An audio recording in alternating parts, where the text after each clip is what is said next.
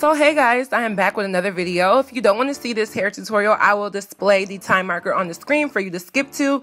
This hair was sent to me by Clean Virgin Remy Hair. They sent me 4 bundles of the closure of their Brazilian body wave texture. The longest length that I got was 28 inches and the bundles were really thick and full. I also got a 4x4 lace closure and I'm going to get right into constructing this wig unit. So I'm using the spandex dome style wig cap and these are my favorite ones to use, very stretchy. And I'm just applying that onto my canvas head. I always use the 22 inch because this is the average size of most people's heads. So you're going to also need a curved needle to start sewing, and you're going to flip your mannequin head over to the side and you're going to start from the side. You're heading in a downward U and then you're going to bring it back and flip your tracks as you go. Do not cut your wefts until you get closer to the top. That way you prevent shedding and you make it nice and flat towards the top. So we're going to be bleaching our lace closures. So first you're going to need some 40 volume developer as well as some Clairol BW2 toning powder so that your hair doesn't get that brassy reddish orange look. And then you're also going to need some Clairol BW2 bleaching powder. This is actually the powder lightener that's actually going to lighten up the knots itself.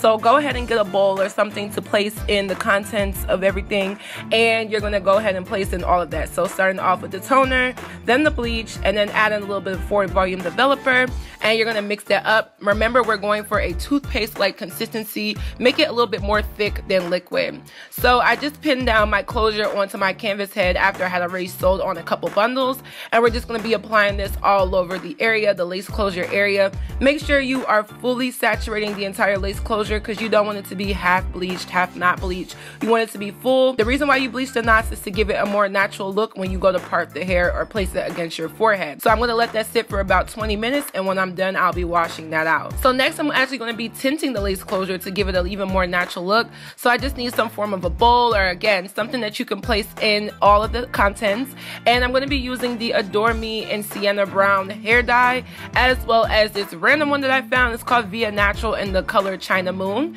So you're going to get some water, make sure it's hot, and go ahead and just dip in some of that hair dye in there and make sure you mix it up as well so the colors can blend. So as you can see, the lace closure is more yellowy. The knots are bleached because they're more yellow toned. So we're going to let that sit for another maybe 20-30 minutes, and when you bring it out, it's going to look a little bit like this. So now you can see that the knots are more of like a browner tone, which is going to match a lot more with our skin complexion. That way you can get the lace that just melts right into your skin. So this is it against my skin. As you can see there, it just looks a lot more natural than just having the closure just being bleached by the bleach. So I'm just lining up where I want my closure to lay. When I do side parts, I definitely move it over to the side. I put the edge of the closure where the middle would be, and then I tilt it over and I pin down the lace closure all around the mannequin head. So once that's done, I've sewed on everything and added the rest of the bundles, I'm gonna go ahead and customize my lace closure. With a side part, I like to make it like deep and then curve it, and I like to keep it in place by using water and mousse. So I spray it down just to hold where I put my part, and then I go ahead with my wrap mousse, and I like to use the one that's from ORS, the olive oil wrap mousse set. This is the best, and I'm just going to place that all around the parting area. That way I know it stays where it's supposed to stay, and this is right before I do any tweezing. So just go ahead and press that down and then use a comb to kind of mold it as to where you want the closure and all the parting and the hair to lay. So just taking some tweezers, I'm going to go ahead and customize the actual parting of the closure. I went for like a little curve to the back because I don't know, it just looks a lot neater, and I like it because it looks a lot deeper, and I'm just going to be tweezing and plucking out those parts in between the closure. I went ahead and tied it down with a little scarf, and then I removed it after letting it sit for about a night. So just making sure that my baby hairs look the way how I want it to look. Next, we are moving on to styling. So I'm taking a curling wand. This is a cheap one. It's Remington. Get it from Dollar Store or Walmart. And I'm going to go ahead and start to style my hair. Now, before we get started with styling the hair, I want to shape the hair. So I have this razor comb. I know the razor comb looks a little bit old and musty and crusty, but you know I'm going to get it together. I washed it off right before I did this. So I'm just taking the front bang and I'm just going to be trimming it. It is a razor, so be very careful. You don't want to take off too much. If you're not experienced, I would start really low and then work your way up.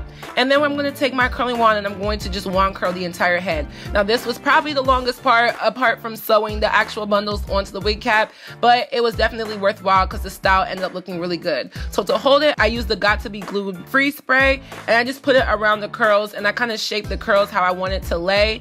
And it's a really good tool to use if you want your curls to sit at a certain point on your face. Next, I just kind of just showed the whole wig, and I used a wide tooth comb to kind of just brush out everything, be very gentle. You don't want to ruin your work. And when I was done, I went ahead and applied the wig and just let it sit on there. Now my parting space wasn't the best to me. I feel like I could have done better. I'm definitely going to rework that. But yeah, this is what the wig looked like when it was all said and done. I love the curls, love the waves, thought it looked really nice. It was really long. Haven't done a side part style like this where it's really long in a while, so it reminded me of like my high school years, because this used to be my high school style for sure. And this is what it all looked like. So what do you guys think? If you're interested in buying this hair, please check the description box down below for the hair to Queen Virgin Remy, and we can get right into this video.